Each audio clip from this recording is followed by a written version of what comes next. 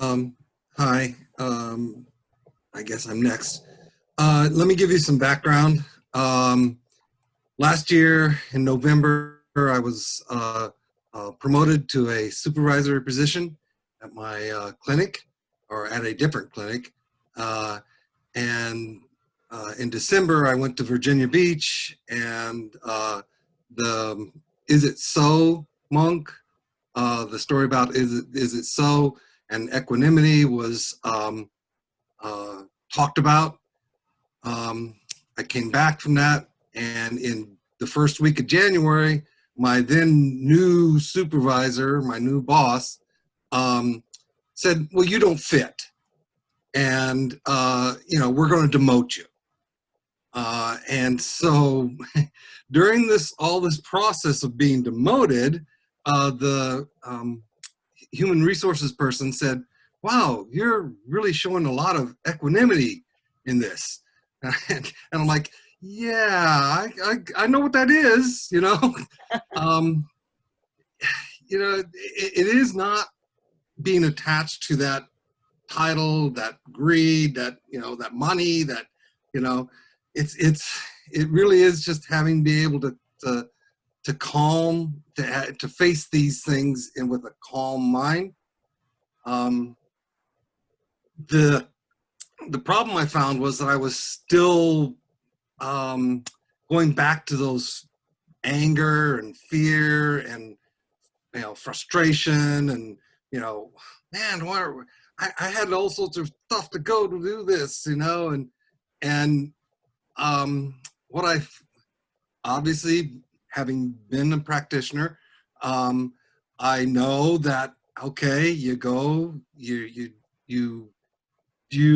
let those feelings and those emotions arise, and then because nothing is permanent, they dissipate, and you can acknowledge, yeah, I was frightened, I was fearful, I was angry, but I don't stay there, and that's part of what the meditation and knowing and reading the sutras do.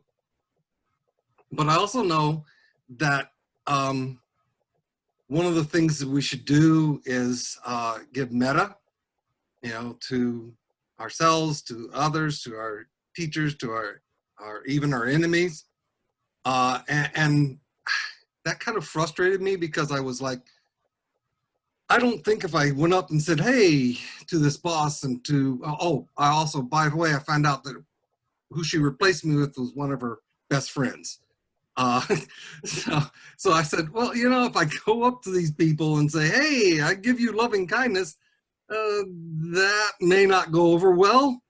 And so what I did is I did some research on that, and I read the Simile of the Saw, and the Sutta, the Simile of the Saw, and I also I found out that in Pali, metta is actually more associated with friend or friendship, and so I decided that that's what I can do. I can show them friendship and goodwill.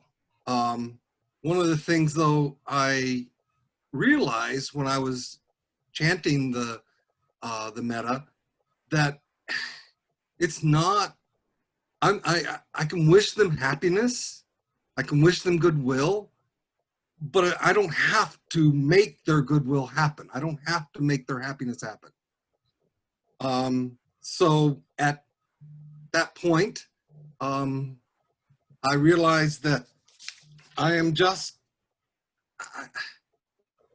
it's on to them. It's on to them to whether to do the good things that cause less suffering, or to do or if they continue to do bad things that have them have bad karma. And it's also part of my journey, my practice, that I need to know, apologize if I have done wrong, and if it's useful, and to be able to go, I'm trying to be good. I'm trying to do this the best way I can, and that's okay.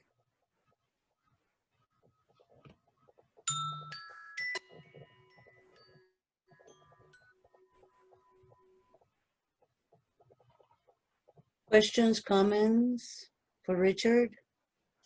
Thank you, Richard. Thank you.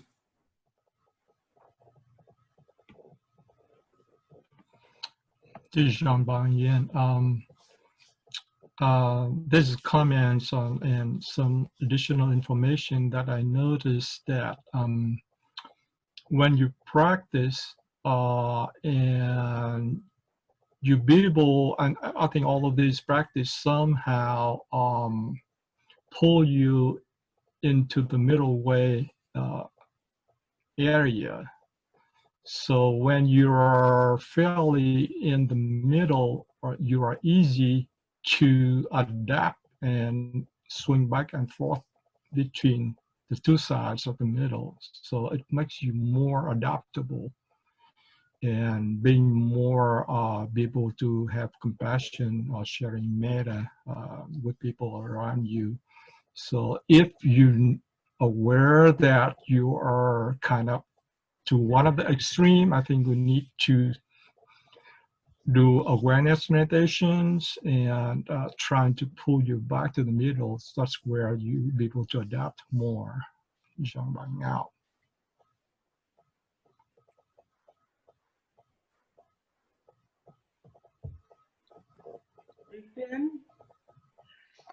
Thank you, Richard.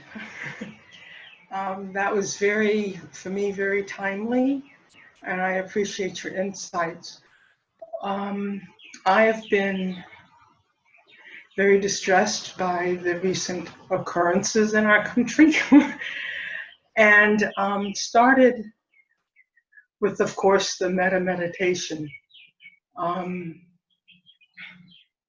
And like you pointed out, not just for the victim and the victim's family, but also for the perpetrator. And I will even go so far as to say, especially for the perpetrators.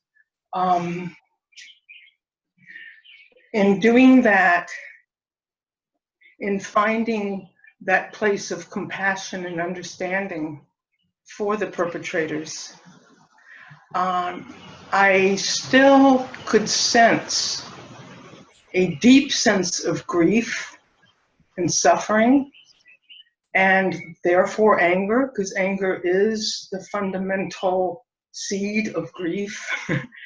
And I could feel that in myself, even with the meditation on compassion, even with the meditation on friendship and loving kindness. So I spoke to Bhante Viveka, our Theravadan monk here actually, and he sent me in the direction of equanimity. And he said, focus your meditations there rather than on compassion, because really it is the most subtle and the most expansive and the most really fundamental element of all of the Brahma Viharas, of all of the divine abodes. And I found, and you beautifully touched on that, that seems to be where I'm finding that ability to be peace, so that I can be in that mode of friendship and kindness when I'm with others. So thank you very much for encouraging and and reinforcing that also. It's much appreciated.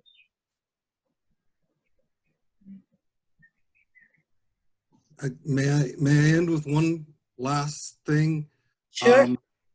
There's a Zen, one of the Zen vows or whatever that I've learned in the past was that greed, hatred, ignorance arise endlessly, and I vow to abandon them all. That's a wonderful vow. And with this, your time is up.